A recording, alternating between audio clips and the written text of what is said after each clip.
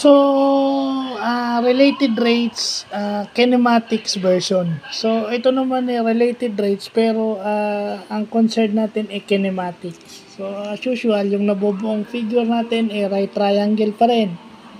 So, this time ang hinahanap yung hypotenuse o yung tallest side. So, ang derivative pala ng Pythagorean theorem is at 2a plus 2b is equal to 2c. Itatabi mo lang yung 2 tapos minus 1 yung nasa taas. So, yun na yun.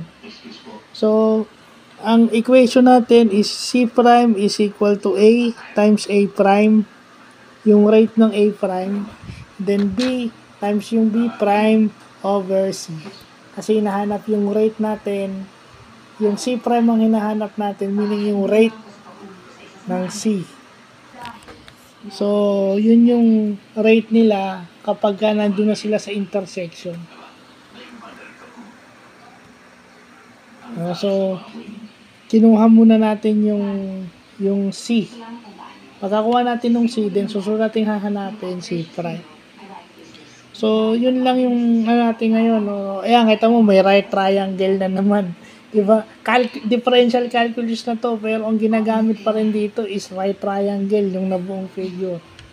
So, hindi talaga mawawala si trigonometry kahit anong mangyari. So, yun lang po.